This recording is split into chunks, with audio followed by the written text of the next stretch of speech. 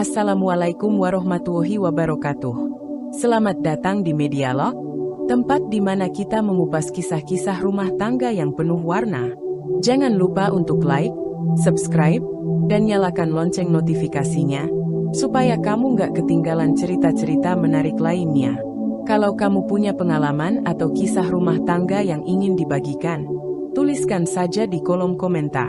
Siapa tahu, kisahmu bisa menginspirasi banyak orang.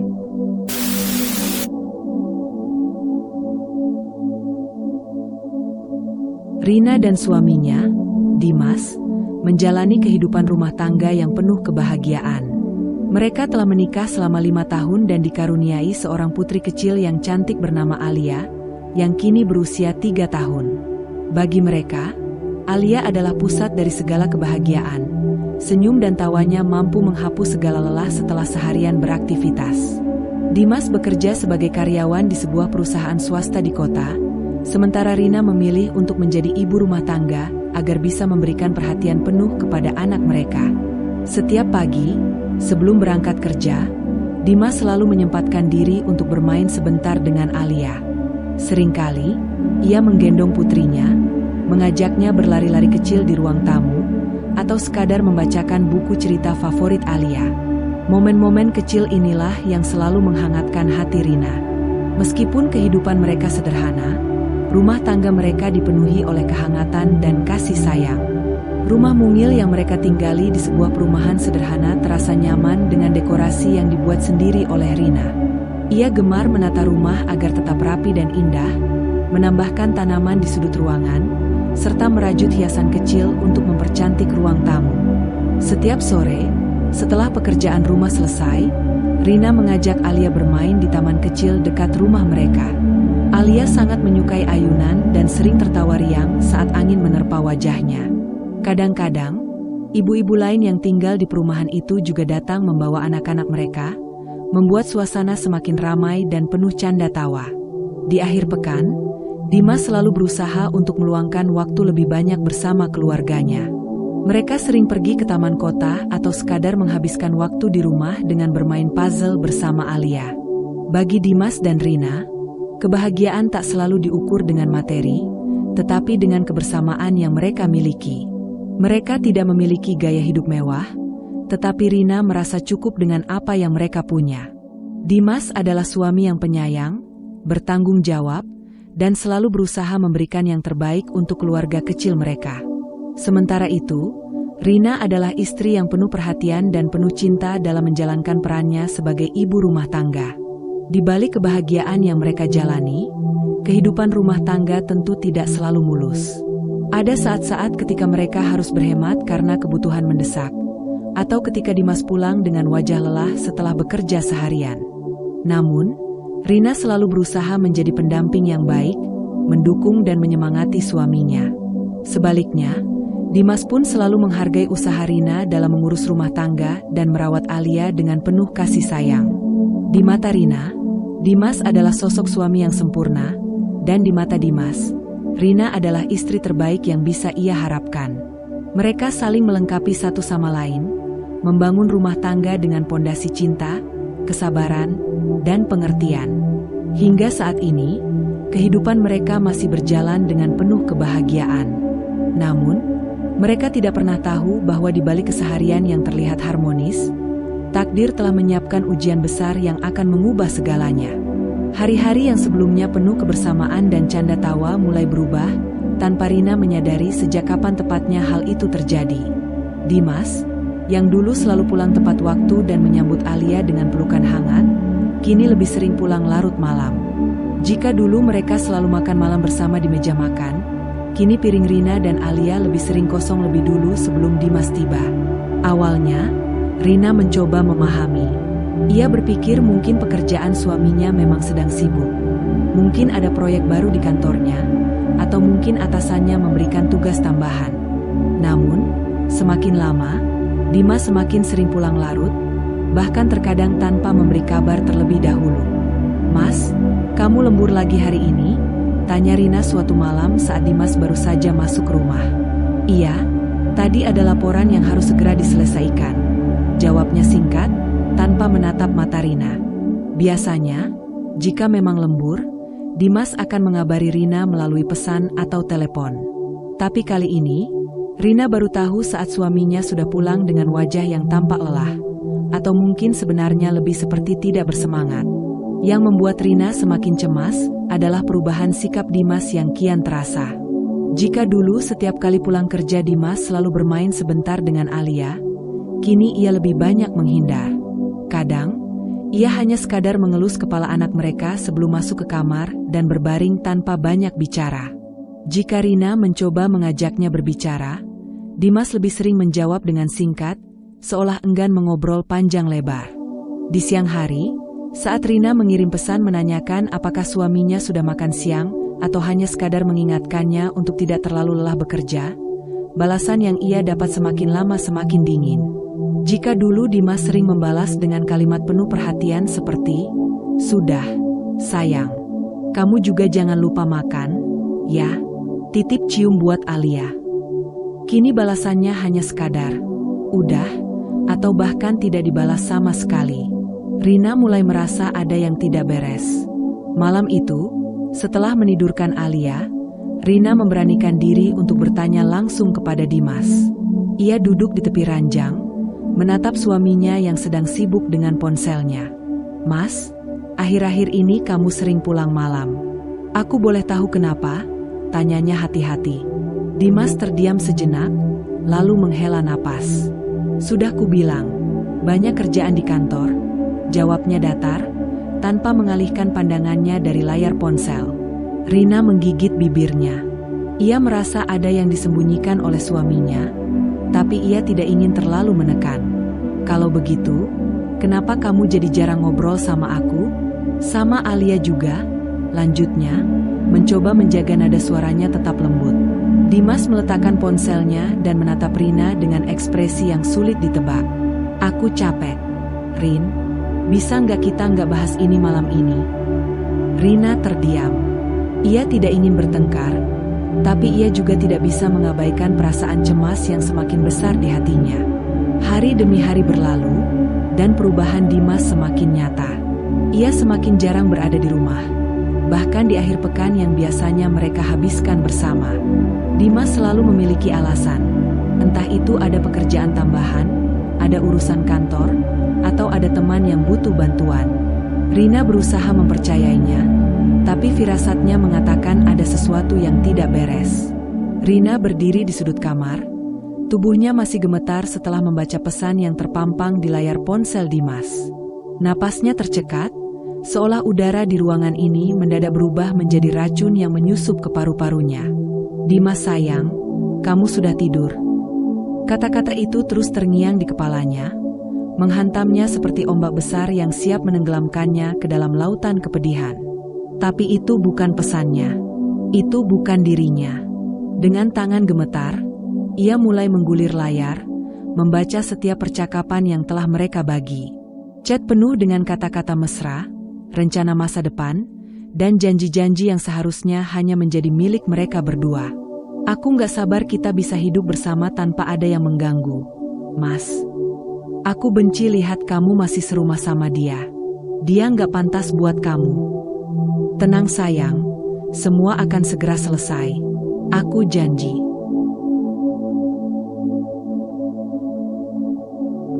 Setiap kata yang dibaca Rina terasa seperti pisau yang mengiris hatinya pelan-pelan.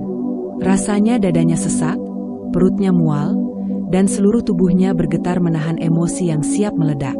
Ini bukan sekadar selingkuh biasa. Ini adalah pengkhianatan terencana. Rina merasakan panas membakar di dadanya. Ia tak bisa membiarkan ini. Keesokan paginya, suasana rumah terasa dingin. Rina sudah duduk di ruang makan sejak subuh, menunggu saat yang tepat. Dimas keluar dari kamar mandi dengan wajah santai, mengenakan kemeja kerjanya yang rapi seperti biasa. Namun, langkahnya terhenti ketika melihat Rina duduk di kursi dengan ekspresi yang berbeda dari biasanya. Tatapan tajam, mata sembab, dan tangan mengepal di atas meja. "Ada apa?" tanya Dimas, sedikit ragu. "Kamu kenapa lihat aku kayak gitu?" Rina mengangkat ponsel suaminya dan meletakkannya di atas meja dengan pelan. Namun, Suaranya tetap terdengar tegas dan berbahaya. Aku tahu semuanya, Mas. Seketika, wajah Dimas berubah. Mata laki-laki itu membesar, bibirnya sedikit membuka seolah hendak mengatakan sesuatu, tetapi tertahan di tenggorokannya. Namun, keterkejutannya hanya berlangsung sejenak. Seolah sudah menyiapkan diri untuk ini, ia segera menghela napas panjang, mengusap wajahnya dengan satu tangan, lalu menatap Rina dengan ekspresi yang sulit ditebak. "Aku bisa jelasin," katanya, suaranya terdengar lelah dan datar. Rina tertawa kecil, tawa yang penuh kepahitan. "Jelaskan apa?" katanya dengan nada penuh kemarahan yang ditahan. "Jelaskan bahwa kamu punya perempuan lain? Bahwa kamu berencana menceraikan aku? Bahwa selama ini aku hanya jadi beban buat kamu?" Dimas menunduk sejenak, sebelum mengangkat wajahnya kembali. Kali ini, ia tidak tampak panik atau menyesal. Ia hanya tampak malas untuk berdebat. "Aku nggak mau munafik, Rina," katanya akhirnya. "Aku memang mencintai Stefani. Dan aku rasa pernikahan kita sudah nggak bisa dipertahankan lagi." Braak. Rina menghantam meja dengan kepalan tangannya, membuat gelas di atasnya berguncang. "Semudah itu? Kamu bicara seolah ini cuma masalah bisnis, Mas. Seolah aku ini cuma barang yang bisa kamu buang begitu saja setelah kamu bosan." Dimas menghela napas panjang, seolah pertengkaran ini hanya membuang waktunya. "Jangan lebay, Rina. Aku udah memikirkannya baik-baik. Aku nggak mau terus hidup dalam kebohongan. Aku nggak bisa terus berpura-pura mencintai kamu, sementara hatiku sudah milik orang lain." Rina merasakan kemarahan membakar darahnya. "Jadi selama ini, kamu berpura-pura? Selama bertahun-tahun pernikahan kita, selama kita membangun keluarga ini, selama aku menyerahkan seluruh hidupku buat kamu, itu semua hanya pura-pura?" Dimas mendengus, lalu menatapnya dengan ekspresi yang begitu menusuk. "Aku nggak minta kamu menyerahkan hidupmu buat aku, Rina.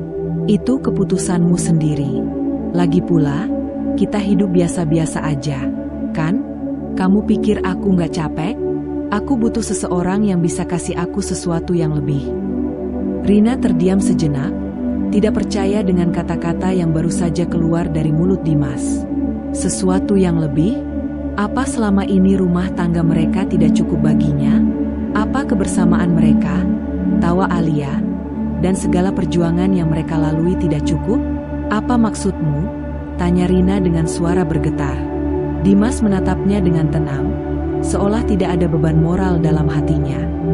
"Stefani bisa kasih aku kehidupan yang lebih baik. Dia lebih dari sekadar istri yang cuma di rumah. Dia punya relasi, dia punya kelas, dia mengerti aku." "Duh." Kata-kata itu terasa seperti pukulan keras ke dada Rina. Jadi ini masalahnya? Rina tidak cukup berkelas untuk Dimas? Tidak cukup mahal? Tidak cukup glamor? Rina tertawa miris, lalu berdiri dari kursinya. Ia menatap suaminya dengan sorot mata penuh penghinaan. "Jadi itu alasanmu? Aku nggak cukup buat kamu karena aku cuma ibu rumah tangga? Karena aku nggak berdandan mewah seperti Stefani? Karena aku nggak bisa traktir kamu makan di restoran mahal?" Dimas hanya diam, tapi tidak menolak tuduhan itu. Rina menggelengkan kepala, air mata yang tadi ia tahan akhirnya jatuh. "Kamu itu laki-laki paling menyedihkan yang pernah aku kenal, Mas. Kamu pikir Stefani benar-benar mencintai kamu? Dia cuma lihat kamu sebagai alat, sebagai pijakan buat naik ke atas. Dan kamu terlalu bodoh untuk menyadarinya." Dimas mengepalkan tangan, tampak kesal dengan kata-kata Rina. "Cukup, Rina. Aku nggak mau bertengkar lebih lama. Aku udah ambil keputusan. Aku mau kita berpisah secara baik-baik. Aku akan tetap tanggung jawab buat Alia, tapi untuk kita berdua. Jangan munafik." Rina menyela dengan teriakan penuh amarah. "Kamu nggak peduli sama aku, kamu nggak peduli sama Alia, dan kamu nggak peduli sama pernikahan kita. Kalau kamu peduli, kamu nggak akan main belakang, kamu nggak akan mengkhianati aku." Dimas berdiri dari kursinya, wajahnya penuh kemarahan.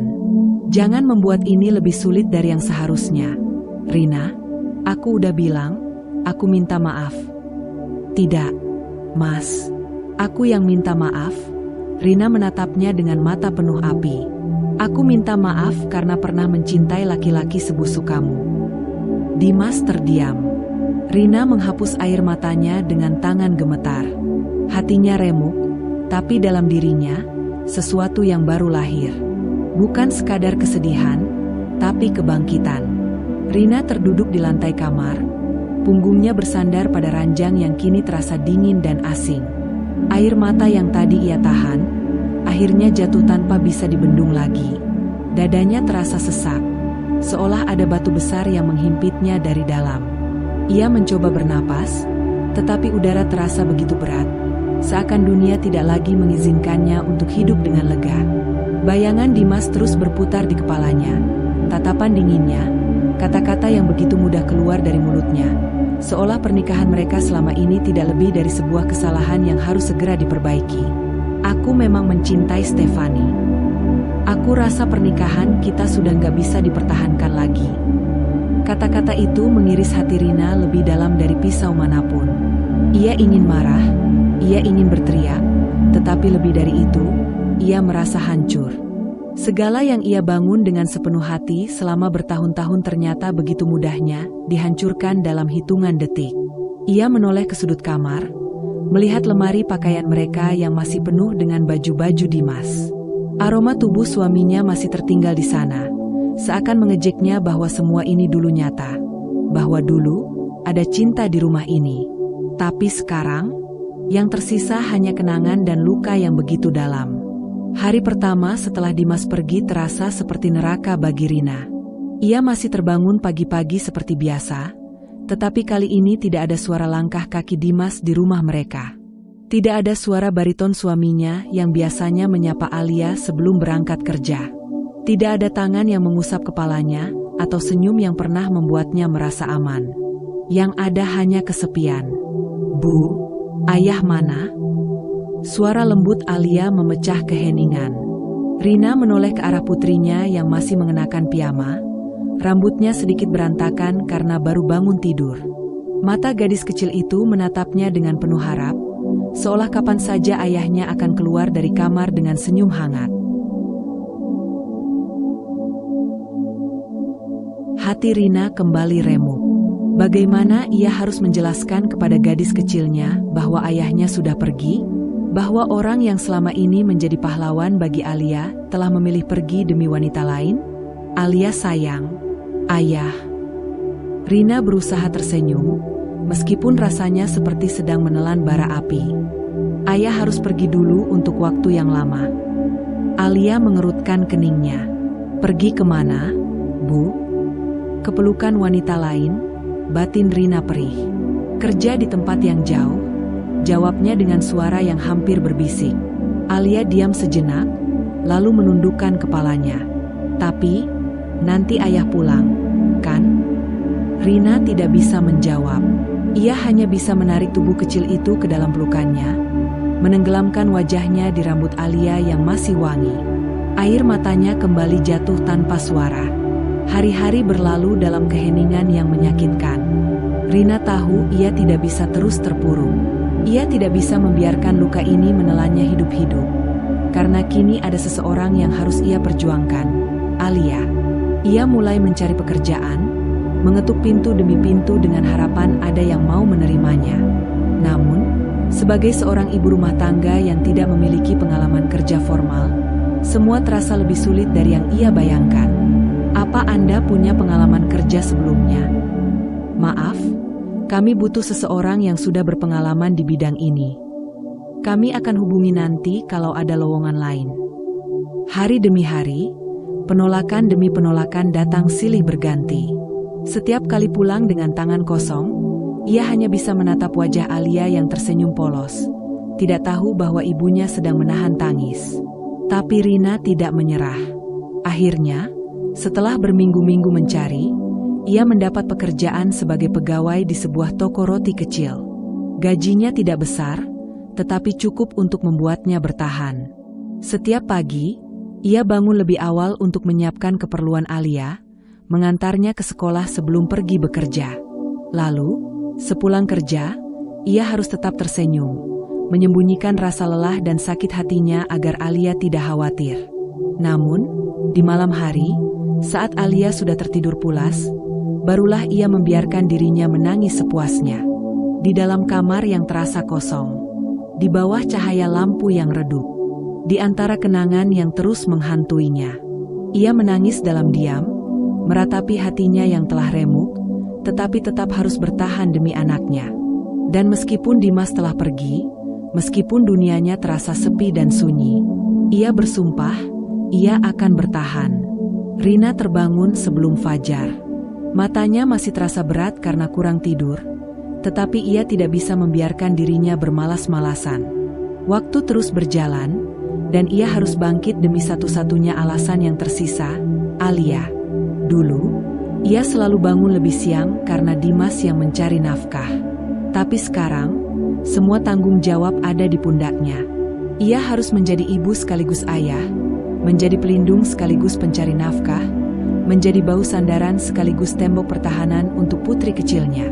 Dengan cepat, ia beranjak dari tempat tidur dan menuju dapur.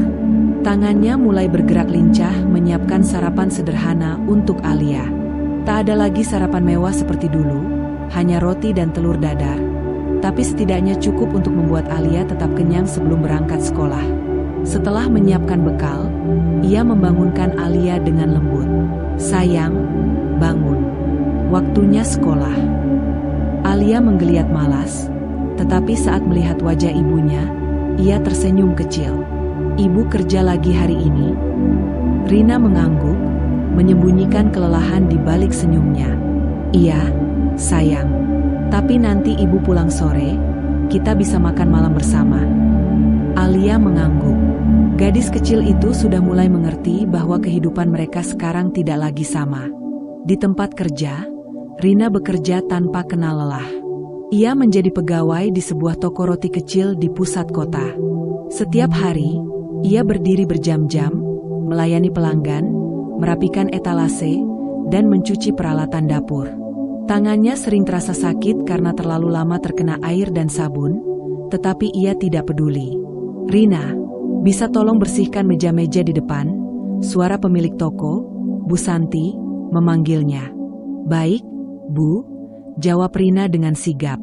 Ia tidak pernah mengeluh, meskipun gajinya kecil dan pekerjaannya berat. Yang ada di pikirannya hanya satu, Alia harus tetap sekolah. Di sela-sela kesibukannya, Rina selalu menyempatkan diri untuk melihat ponselnya, memastikan Alia baik-baik saja di sekolah. Setiap pesan dari wali kelas atau foto tugas sekolah Alia menjadi penguat hatinya.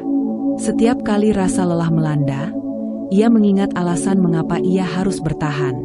Malam harinya, setelah pulang kerja, Rina masih harus membantu Alia belajar. "Ibu, aku harus buat PR matematika, tapi aku nggak ngerti," kata Alia dengan wajah cemberut.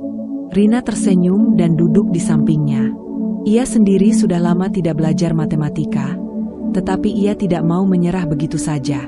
"Ayo kita coba pelan-pelan. Ibu yakin kita bisa mengerjakannya bersama." Mereka pun belajar bersama, tertawa saat salah, dan bersorak kecil saat berhasil menjawab soal. Saat Alia akhirnya tersenyum puas karena mengerti, Rina merasa semua lelahnya terbayar lunas. Ketika Alia tertidur, Rina duduk di sudut kamar, menghitung uang di dalam dompetnya. Setiap lembar uang dihitung dengan hati-hati. Sewa rumah, biaya sekolah Alia, makanan sehari-hari, tagihan listrik dan air, dan tabungannya semakin menipis. Mata Rina berkaca-kaca, tetapi ia menegakkan punggungnya. Ia tidak akan menyerah. Ia harus mencari cara untuk mendapatkan penghasilan lebih banyak. Dengan tekad yang semakin kuat, ia memutuskan untuk mulai mencari pekerjaan tambahan. Hari-hari berikutnya, Rina mulai mengambil pekerjaan sampingan sebagai penjahit rumahan. Dulu, ibunya pernah mengajarinya menjahit, dan kini keterampilan itu menjadi penyelamatnya. Di malam hari, setelah bekerja di toko roti, ia duduk di depan mesin jahit, menyelesaikan pesanan dari tetangga dan kenalan. Jarum dan benang menjadi sahabat barunya, dan suara mesin jahit menggantikan keheningan yang dulu sering menghantuinya. Terkadang, ia bekerja hingga larut malam, matanya perih karena lelah, tetapi hatinya tetap teguh. Setiap tetes keringatnya, setiap jahitan yang ia buat, adalah untuk masa depan Alia. Waktu berlalu, dan Rina mulai merasakan hasil dari kerja kerasnya. Ia bisa menyisihkan sedikit uang untuk tabungan, dan yang terpenting, ia bisa memastikan Alia tetap mendapatkan pendidikan yang baik. Meskipun hidupnya kini penuh tantangan, satu hal yang ia sadari, ia lebih kuat dari yang ia kira. Ia telah melalui badai, tetapi ia tidak tenggelam. Ia telah jatuh, tetapi ia bangkit kembali. Dan meskipun perjalanannya masih panjang, Rina tahu bahwa ia akan terus berjuang. Demi dirinya, demi Alia, demi kehidupan yang lebih baik. Tahun-tahun berlalu dalam perjuangan yang tiada henti. Rina terus bekerja keras, mengorbankan banyak hal demi masa depan putri satu-satunya. Tidak ada lagi kemewahan, tidak ada lagi waktu bersantai, dan tidak ada lagi bantuan dari siapapun. Yang ada hanya tekad baja seorang ibu yang ingin memastikan anaknya memiliki masa depan lebih baik darinya. Di pagi hari, ia tetap bekerja di toko roti. Setelahnya, ia pulang untuk mengurus rumah, memasak, dan memastikan Alia tidak kekurangan kasih sayang. Malam hari, ia kembali bekerja di depan mesin jahit, mengerjakan pesanan demi pesanan agar bisa mendapatkan tambahan penghasilan. Kadang, kantuk membuatnya hampir jatuh di kursinya, tetapi ia tidak pernah berhenti. Satu hal yang membuatnya bertahan adalah Alia. Gadis kecil yang dulu sering bertanya kemana ayahnya pergi kini telah tumbuh menjadi seorang remaja yang cerdas dan penuh semangat. Setiap malam, Rina selalu menemani Alia belajar, bahkan ketika tubuhnya sudah terasa sangat lelah. Ia mungkin tidak memiliki pendidikan tinggi, tetapi ia memastikan Alia mendapatkan yang terbaik. "Ibu, aku dapat peringkat 1 lagi," kata Alia suatu hari, menunjukkan rapornya dengan bangga. Mata Rina berkaca-kaca. Ia mengusap kepala putrinya dengan lembut. "Ibu bangga sekali sama kamu. Sayang, kamu pintar, kamu hebat." Alia tersenyum, tetapi matanya menyeratkan sesuatu. "Aku pintar karena ibu. Kalau ibu nggak ngajarin aku nggak mungkin bisa dapat nilai bagus." Rina tertawa kecil, menahan air mata haru yang hampir jatuh. Ia tahu semua kerja kerasnya mulai membuahkan hasil. Tahun demi tahun berlalu, dan Alia tumbuh menjadi seorang wanita muda yang kuat dan mandiri. Kini, ia bukan lagi gadis kecil yang selalu bertanya tentang ayahnya. Ia telah mengerti segalanya, tanpa perlu dijelaskan lebih lanjut. Ia melihat sendiri bagaimana ibunya berjuang, bagaimana ibunya bekerja siang dan malam tanpa pernah mengeluh. Dan semua itu membuatnya semakin bertekad untuk sukses. Saat lulus SMA, Alia diterima di universitas ternama dengan beasiswa penuh. Itu adalah momen paling membanggakan bagi Rina. Ia menangis di malam hari, memandangi surat penerimaan itu berulang kali, seakan masih sulit mempercayainya. "Ibu nggak perlu khawatir soal biaya. Aku dapat beasiswa penuh," kata Alia sambil tersenyum. Rina memeluk putrinya erat. "Ibu selalu percaya kamu bisa." Hari itu, untuk pertama kalinya setelah bertahun-tahun, Rina merasa bebannya sedikit lebih ringan. Perjuangannya belum selesai, tetapi ia tahu bahwa putrinya kini telah siap menapaki jalannya sendiri. Dan itu adalah bukti bahwa semua kerja kerasnya tidak sia-sia. Bahwa cinta dan pengorbanannya selama ini telah membentuk seorang wanita yang tangguh, wanita yang akan menghadapi dunia dengan kepala tegak, seperti ibunya. Rina menatap putrinya dengan mata berkaca-kaca, tetapi kali ini bukan karena kesedihan atau kelelahan, melainkan karena kebanggaan yang tak terhingga. Di hadapannya, Alia berdiri dengan anggun, mengenakan setelan kerja rapi dengan name tag kecil bertuliskan, "Alia Wibisono, Manajer Keuangan." Hari ini adalah hari pertama Alia bekerja di sebuah perusahaan multinasional ternama, dan Rina masih sulit mempercayai bahwa gadis kecil yang dulu ia gendong dengan penuh kasih sayang kini telah menjadi seorang wanita sukses, mandiri, dan berprestasi. "Ibu, kenapa lihat aku seperti itu?" tanya Alia sambil tersenyum malu. Rina tertawa kecil, lalu menggeleng. "Ibu masih ingat saat kamu dulu belajar berhitung dengan jari, saat kamu menangis karena PR matematika, dan saat kamu bilang ingin sukses supaya ibu nggak perlu kerja keras lagi." Alia tersenyum hangat dan menggenggam tangan ibunya. "Dan sekarang aku di sini, Bu. Aku berhasil. Tapi semua ini berkat ibu." Rina menggeleng pelan. "Semua ini karena kerja keras kamu, sayang. Tapi aku tidak akan bisa sejauh ini tanpa ibu." Alia menatap ibunya dengan mata penuh ketulusan.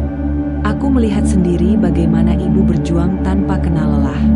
Ibu mengorbankan segalanya untuk masa depanku. Aku ingin ibu tahu bahwa semua usaha itu tidak sia-sia. Aku ada di sini sebagai bukti bahwa ibu telah berhasil." Rina tak bisa menahan air matanya lagi. Ia menarik putrinya ke dalam pelukan erat. Dulu, ada masa di mana ia meragukan dirinya sendiri. Ada masa di mana ia merasa begitu lelah, takut, dan hampir menyerah. Namun, ia tetap melangkah, tetap berjuang, karena satu alasan, Alia. Dan kini, ia berdiri di sini, menyaksikan putrinya mencapai mimpi-mimpinya. "Ibu bangga sekali padamu, Alia," bisiknya penuh haru. Hari ini, semua air mata dan keringat yang pernah ia curahkan telah terbayar lunas. Tidak ada lagi rasa sakit, tidak ada lagi kesedihan. Yang tersisa hanyalah kebanggaan dan rasa syukur yang tak terhingga. Hari itu, langit mendung, seolah mengikuti suasana hati Rina yang sedang lelah sepulang kerja. Ia baru saja masuk rumah ketika tiba-tiba terdengar suara ketukan di pintu. Tuk, tuk, tuk. Rina mengernyit. Ia tidak menunggu tamu hari ini. Dengan sedikit rasa penasaran, ia berjalan ke pintu, mengintip melalui celah jendela. Namun, saat melihat siapa yang berdiri di depan rumahnya, tubuhnya langsung menegang. Di sana, berdiri seorang pria yang pernah begitu ia cintai, Dimas. Rina tercekat. Bertahun-tahun berlalu tanpa kabar, tanpa sedikit pun perhatian atau kepedulian, dan kini pria itu berdiri di hadapannya dengan wajah penuh penyesalan. Rambutnya terlihat lebih kusut, wajahnya tidak secerah dulu, dan ada gurat kelelahan yang jelas di matanya. Jantung Rina berdetak kencang, bukan karena rindu, tetapi karena amarah yang selama ini ia kubur dalam-dalam. Perlahan, ia membuka pintu. "Dimas," ucapnya dingin. Dimas tersenyum kecil, meskipun jelas ada kecanggungan di wajahnya. "Hai, Rina, lama tidak bertemu." Rina tidak membalas. Ia hanya menatapnya, menunggu alasan apa yang akan keluar dari mulut pria itu. Dimas menarik napas panjang, seolah sedang mengumpulkan keberanian. Aku ingin bicara. Boleh aku masuk?" Rina ragu. Bagian dari dirinya ingin langsung menutup pintu dan mengusirnya. Tetapi bagian lain ingin tahu apa yang membuat pria itu kembali setelah bertahun-tahun menghilang. Ia akhirnya melangkah ke samping, membiarkan Dimas masuk ke dalam rumahnya. Rumah yang dulu pernah mereka tempati bersama, sebelum semuanya hancur karena pengkhianatan. Dimas duduk di sofa ruang tamu, terlihat gugup. Rina tetap berdiri, menyilangkan tangan di dadanya. "Katakan apa maumu," ucapnya tanpa basa-basi. Dimas menunduk, seolah sedang memilih kata yang tepat. Aku tahu aku telah melakukan banyak kesalahan. Aku meninggalkanmu dan Alia. Aku memilih jalan yang salah." Rina masih diam. Dimas melanjutkan, suaranya terdengar serak. "Stefani meninggalkanku. Setelah beberapa tahun bersama, aku akhirnya sadar bahwa dia hanya mencintaiku saat aku berada di puncak. Begitu bisnis dan keuanganku mulai runtuh, dia pergi tanpa sedikit pun rasa peduli." Rina menghela napas, tetapi tidak ada rasa simpati dalam dirinya. "Aku kehilangan segalanya, Rina," lanjut Dimas. "Bisnisku bangkrut, aku terjerat utang, dan sekarang aku benar-benar sendirian." Ia menatap Rina, matanya terlihat berkaca-kaca. "Aku sadar, selama ini aku telah menyia-nyiakan orang-orang yang benar-benar mencintaiku. Aku telah menyakitimu, aku telah mengabaikan Alia, dan aku sangat menyesal. Untuk pertama kalinya sejak Dimas kembali, Rina tertawa, bukan karena senang, tetapi karena ironis. Jadi, setelah kamu kehilangan segalanya, kamu baru sadar bahwa aku dan Alia berharga. Rina menatapnya dengan tajam. Setelah kamu hidup bahagia dengan wanita lain, setelah kamu menikmati kesenangan yang kamu pilih sendiri, baru sekarang kamu datang dengan wajah penuh penyesalan. Dimas terdiam, tidak bisa membantah. Kamu tahu, Dimas? Rina melanjutkan, suaranya semakin tegas. Saat kamu meninggalkan kami, aku harus bekerja siang dan malam hanya untuk memastikan Alia bisa makan dan sekolah. Aku harus menahan air mata setiap malam, memastikan dia tidak merasa kehilangan sosok ayah. Aku berjuang sendirian, tanpa sedikit pun bantuan darimu. Dan sekarang, setelah semua usaha dan kerja kerasku membuahkan hasil, kamu datang meminta maaf seolah semuanya bisa diperbaiki begitu saja. Dimas menatapnya dengan penuh penyesalan. Aku tahu aku tidak pantas dimaafkan, tapi aku ingin mencoba. Aku ingin memperbaiki semuanya, meskipun aku tahu itu sulit. Rina menatap Dimas dengan ekspresi datar, sementara pria itu duduk di sofa dengan wajah penuh kepedihan. Ia datang lagi hari ini, masih dengan cerita yang sama, penyesalan, kehilangan, dan harapan untuk mendapatkan kesempatan kedua. Namun, bagi Rina, semua itu hanyalah kata-kata kosong yang datang terlambat. Aku bodoh, Rina, suara Dimas terdengar berat. Aku pikir Stefani adalah segalanya.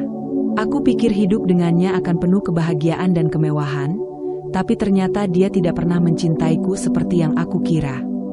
Rina menyilangkan tangan di dadanya, menatapnya dengan tajam. Jadi, kau baru sadar sekarang. Dimas menghela napas panjang, menunduk dalam-dalam. Stefani hanya peduli pada uangku. Saat aku masih berada di puncak, dia memanjakanku dengan perhatian dan kasih sayang. Tapi begitu bisnisku mulai goyah, dia berubah. Dia mulai sering keluar dengan pria lain, mulai mengabaikanku. Dan akhirnya, ketika semuanya runtuh, dia meninggalkanku tanpa sedikit pun rasa bersalah. Rina tidak terkejut. Sejak awal, ia tahu bahwa wanita seperti Stefani hanya mencintai hal-hal yang bersinar, bukan seseorang yang sebenarnya. Tapi ia tidak berniat mengingatkan Dimas tentang itu lagi. Pria itu telah memilih jalannya sendiri, dan sekarang ia harus menerima akibatnya. Dimas menatapnya dengan penuh harap. Aku menyesal, Rina. Aku sungguh menyesal telah meninggalkanmu. Aku menyesal telah menghancurkan keluarga kita. Aku ingin menebus semuanya. Aku ingin kembali bersamamu. Rina tertawa kecil, namun bukan karena bahagia. Ada nada getir dalam tawanya. Kembali bersamaku, setelah semua yang kau lakukan, setelah kau memilih wanita lain dan mengabaikan aku serta Alia bertahun-tahun. Dimas terdiam. Kau pikir aku menunggumu? Lanjut Rina, suaranya semakin tegas. Kau pikir aku menghabiskan waktu bertahun-tahun berharap kau akan sadar dan kembali? Tidak, Dimas. Aku sudah lama melanjutkan hidupku tanpa dirimu. Dimas menatapnya dengan penuh keputusasaan. Aku tahu aku pantas dibenci, tapi aku benar-benar ingin memperbaiki semuanya. Aku ingin kita kembali seperti dulu. Rina menggeleng, ekspresinya tidak berubah. Tidak ada yang bisa kembali seperti dulu. Aku sudah melalui terlalu banyak hal untuk sekadar kembali padamu seolah-olah tidak pernah terjadi apa-apa. Dimas mengusap wajahnya, terlihat putus asa. Aku hanya ingin kesempatan kedua. Rina menatapnya dalam-dalam. Kesempatan kedua? Kau tidak memberiku kesempatan saat aku memohon padamu dulu. Kau bahkan tidak menoleh ke belakang saat pergi. Sekarang, kau berharap aku menerimamu kembali setelah semua luka yang kau tinggalkan. Dimas terdiam, tidak bisa membantah. Hari itu, matahari bersinar terik, tapi suasana hati Rina jauh dari hangat. Ia duduk di ruang tamu, berhadapan dengan pria yang dulu pernah menjadi suaminya. Dimas. Dimas datang lagi. Bukan untuk sekadar meminta maaf atau berbicara tentang penyesalannya, tapi untuk sesuatu yang jauh lebih tidak tahu diri. Aku butuh bantuanmu, Rina, katanya dengan suara pelan, namun cukup jelas untuk membuat Rina langsung menegang. Ia menyipitkan mata, menatap pria itu penuh curiga. Bantuan apa? Dimas menghela napas, berpura-pura ragu sejenak, lalu akhirnya mengakui, aku butuh uang. Seketika, darah Rina mendidih. Jadi ini alasan sebenarnya dia kembali. Setelah bertahun-tahun menghilang, setelah meninggalkannya tanpa rasa bersalah, setelah membuatnya berjuang sendirian membesarkan Alia, sekarang dia datang meminta uang?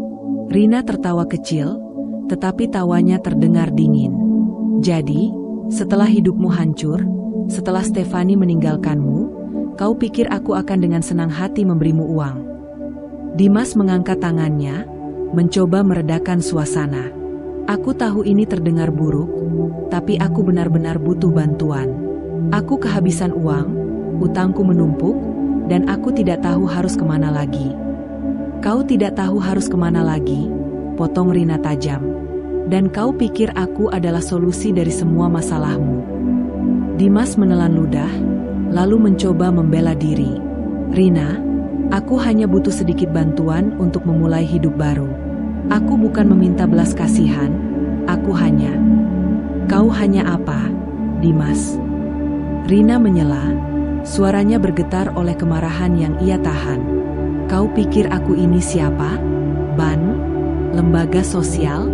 Aku bukan tempat penampungan untuk pria gagal yang dulu membuang keluarganya demi wanita lain. Dimas tampak semakin gelisah, tapi tetap saja tidak tahu diri. Alih-alih merasa malu, ia justru mencoba mengubah pendekatannya. Kumohon, Rina, aku ayah Alia. Aku punya hak untuk mendapatkan sedikit bantuan dari keluarga sendiri. Rina mencengkeram lengannya, menahan diri untuk tidak melempar sesuatu ke arah pria itu. Keluarga? Dengar baik-baik, Dimas. Rina menatapnya dengan tajam. Kau kehilangan hak itu sejak kau memutuskan pergi meninggalkan kami. Sejak kau memilih Stefani dan mengabaikan anakmu sendiri. Dimas mencoba membuka mulut, tetapi Rina tidak memberinya kesempatan. Di mana kau saat aku harus bekerja siang dan malam hanya untuk memastikan Alia bisa makan? Di mana kau saat anakmu jatuh sakit dan menangis mencari ayahnya? Di mana kau saat aku hampir menyerah karena tekanan hidup yang luar biasa? Oh, aku tahu di mana kau. Rina menunjuk Dimas dengan marah. Kau sibuk menikmati hidup dengan Stefani, menghamburkan uang, berpesta, dan membangun kehidupan baru tanpa peduli sedikit pun tentang kami. Dimas menunduk, tetapi tetap tidak tahu malu. Aku benar-benar menyesal, Rina, katanya lirih. Rina mendengus. Kau menyesal karena sekarang kau miskin, bukan karena meninggalkan kami. Dimas mencoba tersenyum kecut, masih berharap bisa meluluhkan hati Rina. Tapi Alia sudah sukses, kan? Aku bangga padanya. Rina merasa darahnya bergejolak mendengar itu. Kau tidak berhak bangga padanya. Keberhasilannya bukan karena kau. Semua pencapaiannya adalah hasil dari kerja kerasnya sendiri, dan kerja keras ibunya, yang kau tinggalkan. Dimas mencoba menyentuh tangan Rina, tapi Rina langsung menepisnya. Kumohon, Rina, aku hanya butuh kesempatan. Kau sudah mendapatkan kesempatan, dan kau menghancurkannya sendiri, potong Rina tegas. Kau sudah membuat pilihanmu dulu. Sekarang hadapi akibatnya. Dimas menghela napas panjang, akhirnya menyadari bahwa ia tidak akan mendapatkan apa-apa dari Rina. Namun, sebelum pergi, ia mencoba sekali lagi. Mungkin, Alia bisa membantuku, katanya dengan nada ragu. Mata Rina melebar, tangannya mengepal erat. Pria ini benar-benar keterlaluan. Kau benar-benar tidak tahu malu, kata Rina dengan suara penuh kemarahan. Setelah bertahun-tahun tidak peduli padanya, sekarang kau ingin meminta uang darinya? Kau tidak hanya ayah yang buruk, kau juga manusia yang menyedihkan. Dimas akhirnya benar-benar terdiam.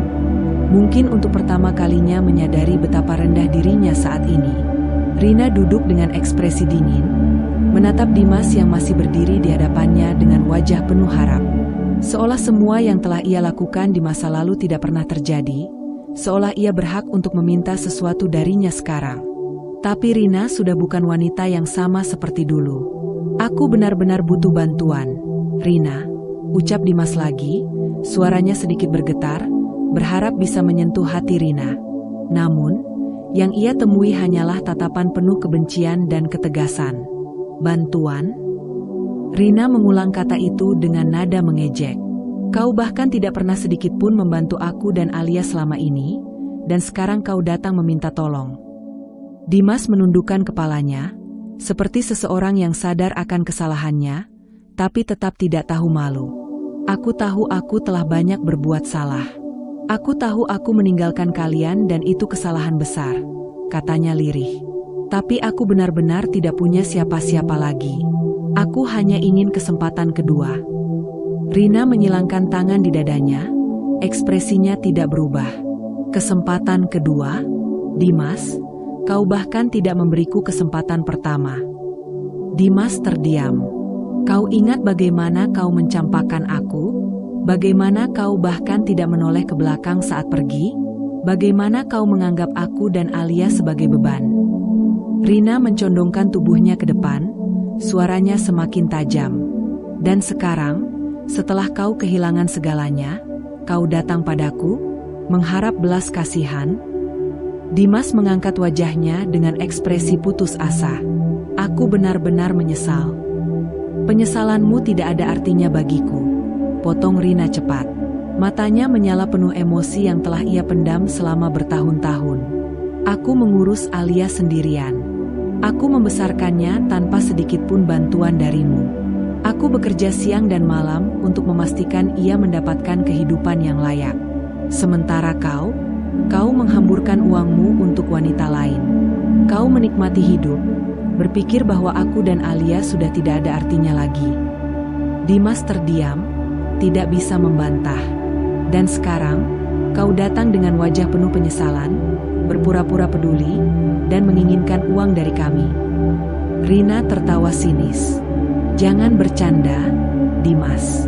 Kau bukan bagian dari keluarga ini lagi. Dimas menghela napas panjang. Ia tahu Rina keras kepala, tapi ia tidak menyangka akan ditolak mentah-mentah seperti ini. Aku hanya butuh sedikit bantuan untuk bangkit lagi, katanya dengan suara rendah. Aku tidak meminta banyak, hanya sedikit. Rp1 pun tidak akan kau dapat dariku. Dimas terkejut mendengar ketegasan Rina. Ia mencoba mencari celah lain. Tapi aku ayah Alia. Rina menatapnya tajam, membuatnya menelan ludah. Kau kehilangan hak untuk disebut ayah sejak kau meninggalkan kami, kata Rina dengan suara dingin. Alia tidak membutuhkanmu. Aku tidak membutuhkanmu. Dimas tampak semakin putus asa. Tapi, Alia sukses, kan? Setidaknya aku bangga padanya. Rina menggebrak meja, membuat Dimas tersentak kaget. Kau tidak berhak bangga padanya. Kau tidak pernah berkontribusi dalam hidupnya. Semua keberhasilannya adalah hasil dari kerja kerasnya sendiri, dan aku. Suara Rina bergetar oleh kemarahan yang telah ia tahan selama bertahun-tahun. Dimas membuka mulut, lalu menutupnya lagi. Tidak ada yang bisa ia katakan untuk membela diri. Keluar dari rumahku, Dimas, kata Rina akhirnya. Aku tidak mau melihatmu lagi. Dimas tidak segera bergerak. Ia masih berharap ada sedikit belas kasihan, sedikit peluang untuk mendapatkan apa yang ia inginkan. Tapi melihat tatapan tegas Rina, ia tahu tidak ada lagi yang tersisa untuknya di sini. Dengan langkah berat, ia akhirnya bangkit dan berjalan menuju pintu. Namun sebelum keluar, ia berbalik sekali lagi. Aku sungguh menyesal, Rina, katanya pelan. Rina menatapnya tanpa ekspresi. Aku tahu. Tanpa mengatakan apa-apa lagi, ia menutup pintu tepat di hadapan Dimas. Dan untuk pertama kalinya, ia merasa benar-benar menang. Dimas masih berdiri di ambang pintu, menatap Rina dengan tatapan penuh harap. Namun, bagi Rina, pria itu sudah tidak ada artinya lagi. Hatinya masih dipenuhi kemarahan, bukan hanya karena Dimas datang dengan wajah penuh penyesalan, tetapi karena ia berani meminta bantuan setelah semua yang ia lakukan. "Kau pikir aku akan mengasihanimu?" Suara Rina terdengar tajam. Dimas menghela napas panjang, mencoba bertahan. "Rina, kumohon, aku benar-benar tidak punya siapa-siapa lagi. Aku hanya butuh sedikit bantuan untuk bangkit kembali." Rina menatapnya dengan tatapan dingin. "Dimas, aku akan bertanya sekali saja. Di mana kau saat aku yang membutuhkan bantuan?" Dimas terdiam. Rina melangkah mendekat, suaranya semakin keras. "Ia sudah menahan ini terlalu lama. Di mana kau saat aku harus bekerja sampai larut malam hanya untuk memastikan Alia bisa makan? Di mana kau saat anak kita menangis mencarimu? Di mana kau saat aku hampir menyerah karena tidak ada seorang pun yang membantuku?" Dimas menundukkan kepala, tapi Rina tidak berhenti. "Kau tahu di mana kau? Kau bersama Stefani. Kau menikmati hidupmu, menghabiskan uangmu, mengabaikan kami, bahkan tidak menoleh sedikit pun saat pergi." Dimas mencoba berbicara, tetapi Rina tidak memberinya kesempatan. "Dan sekarang, setelah kau kehilangan segalanya, setelah Stefani meninggalkanmu, setelah kau bangkrut dan tidak punya siapa-siapa, kau pikir aku akan menolongmu?" Wajah Dimas semakin pucat. "Kau salah besar, Dimas." Suara Rina penuh ketegasan. "Aku sudah tidak peduli padamu.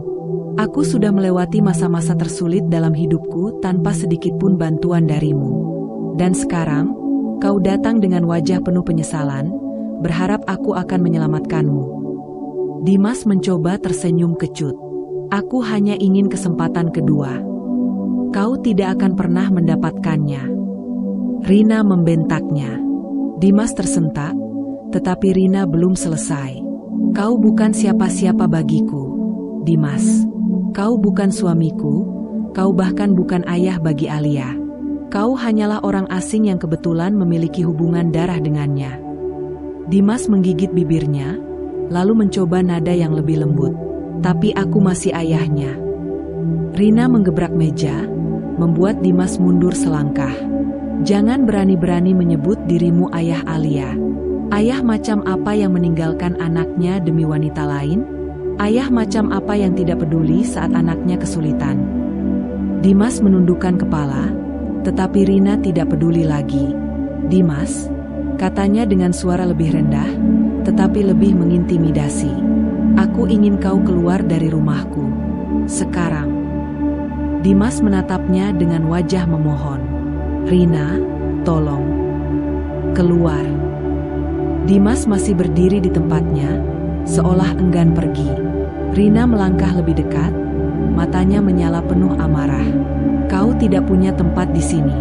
Kau sudah membuat pilihanmu dulu, dan sekarang kau harus menerima akibatnya." Dimas menelan ludah.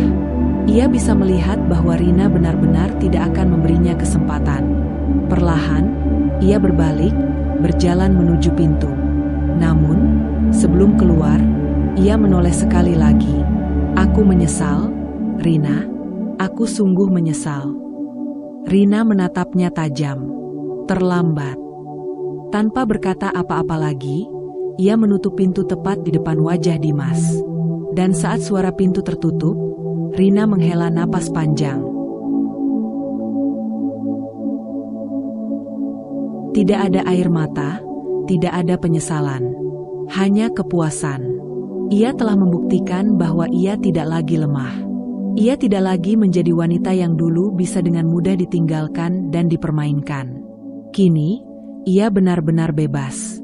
Hari-hari berlalu, berubah menjadi bulan, dan akhirnya tahun. Kehadiran Dimas yang tiba-tiba dalam hidup mereka hanya menjadi kenangan buruk yang segera terlupakan. Rina dan Alia tidak lagi melihat ke belakang. Mereka telah melewati begitu banyak kesulitan. Tetapi sekarang, hidup mereka penuh kebahagiaan yang mereka bangun bersama. Rina kini telah mencapai titik di mana ia benar-benar mandiri dan sukses. Karirnya semakin berkembang, dan ia tidak lagi merasakan beban seperti dulu. Jika dulu ia harus bekerja mati-matian hanya untuk bertahan hidup, kini ia bekerja karena ia ingin, bukan karena ia harus. Sebagai seorang wanita yang telah melewati begitu banyak penderitaan, ia tidak lagi takut akan masa depan. Setiap pagi, ia bangun dengan hati yang ringan, menikmati sarapan tanpa kecemasan, dan berangkat ke kantor tanpa merasa terbebani oleh masa lalu. Tidak ada lagi air mata di malam hari. Tidak ada lagi ketakutan tentang bagaimana ia akan bertahan. Yang ada hanyalah kedamaian. Alia kini telah menjadi wanita yang cerdas, mandiri, dan penuh percaya diri. Didikan dan perjuangan Rina tidak sia-sia. Alia tumbuh menjadi sosok yang kuat, tidak mudah terpengaruh oleh orang lain, dan selalu menghargai kerja keras. Ia mendapatkan pekerjaan di perusahaan besar, menjadi manajer di usia muda, sesuatu yang bahkan Dimas tidak pernah bayangkan. Yang paling membuat Rina bangga adalah Alia tidak pernah membiarkan masa lalunya menghambat langkahnya. "Bu, aku tidak akan berada di titik ini tanpa ibu," kata Alia suatu hari, saat mereka sedang menikmati makan malam di rumah. Rina tersenyum, menatap putrinya dengan bangga. "Kamu sampai di sini karena kerja kerasmu sendiri, Nak. Ibu hanya mendukungmu." Alia menggeleng. "Ibu lebih dari sekadar mendukung. Ibu adalah alasan aku bisa berdiri tegak hari ini." Kata-kata itu membuat hati Rina hangat dan penuh haru. Selama bertahun-tahun, ia pernah merasa hancur. Ia pernah berpikir hidupnya telah berakhir setelah ditinggalkan oleh Dimas. Namun, kini ia tahu bahwa Dimas hanyalah bagian kecil dari perjalanan panjang yang akhirnya membawanya ke kebahagiaan sejati. Kini, tidak ada lagi bayang-bayang masa lalu. Dimas sudah tidak ada artinya lagi. Luka yang dulu pernah menyakitkan kini telah sembuh, digantikan oleh kekuatan dan kebanggaan. Tidak ada pria yang bisa menghancurkan hidupnya lagi. Tidak ada orang yang bisa mengambil kebahagiaannya lagi. Hanya ada dia dan Alia, dua wanita kuat yang berhasil membuktikan bahwa hidup tidak berakhir hanya karena seseorang meninggalkanmu. Mereka telah menang, dan kebahagiaan mereka adalah milik mereka sendiri. Malam itu, Rina duduk di balkon rumahnya, menatap langit yang bertabur bintang. Angin sepau-sepau berhembus lembut, membawa kedamaian yang sulit dijelaskan dengan kata-kata. Hatinya terasa begitu ringan. Tidak ada lagi beban. Tidak ada lagi rasa sakit. Ia menghirup udara dalam-dalam, menikmati ketenangan yang telah lama ia dambakan. Perjalanan hidupnya tidak mudah, tetapi ia telah membuktikan sesuatu yang selama ini dianggap mustahil, bahwa ia bisa berdiri sendiri, tanpa bantuan siapapun. Di dalam rumah, Alia tertawa saat sedang berbicara di telepon dengan salah satu temannya. Suara riang itu membuat hati Rina semakin hangat. Anaknya bahagia, dan itu sudah lebih dari cukup baginya. Saat menutup mata, pikirannya melayang ke masa-masa sulit yang pernah ia lewati. Ia masih ingat betapa putus asanya ia ketika Dimas meninggalkannya. Ketakutan akan masa depan, kekhawatiran tentang bagaimana ia akan membesarkan Alia sendirian, semua itu pernah membuatnya nyaris menyerah. Ia pernah menangis setiap malam, bertanya-tanya apakah ia bisa bertahan. Namun, di setiap tangisan, ada tekad yang semakin menguat. Ia tidak bisa menyerah. Ia tidak akan membiarkan hidupnya hancur hanya karena pria yang tidak tahu menghargainya. Dan hari ini, saat ia melihat Alia tumbuh menjadi wanita yang sukses dan bahagia, semua perjuangannya terasa sangat berharga. Ia ingat bagaimana ia harus bekerja siang dan malam untuk memastikan anaknya mendapatkan pendidikan terbaik. Ia ingat bagaimana ia sering pulang dalam keadaan lelah, tetapi masih menyempatkan diri membantu Alia mengerjakan tugas sekolah. Ia bahkan ingat bagaimana ia harus mengorbankan kebutuhannya sendiri demi memastikan Alia tidak kekurangan apapun. Dan sekarang, semua itu telah membuahkan hasil. Jika ada satu hal yang pasti, Rina tidak pernah menyesali keputusannya. Ia tidak menyesal telah bekerja keras. Ia tidak menyesal telah memilih untuk tidak bergantung pada orang lain. Dan yang paling penting, ia tidak menyesal telah mengusir Dimas dari hidupnya. Dimas bukanlah bagian dari kesuksesan ini. Ia hanya seorang pria yang memilih pergi, Dan ketika ia ingin kembali, ia sudah tidak memiliki tempat lagi di kehidupan mereka. Rina tahu bahwa kebahagiaan ini adalah hasil dari perjuangannya sendiri. Malam semakin larut, tetapi Rina masih duduk di balkon, menikmati ketenangan. Ia tahu bahwa masa depan masih panjang, tetapi ia tidak takut lagi.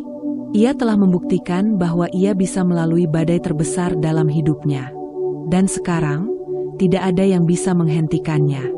Dengan senyum bangga, ia menatap ke dalam rumah, melihat Alia yang masih berbicara dengan penuh semangat. Rina tahu bahwa masa depan anaknya akan jauh lebih cerah daripada yang pernah ia bayangkan. Dan itu adalah kemenangan terbesarnya.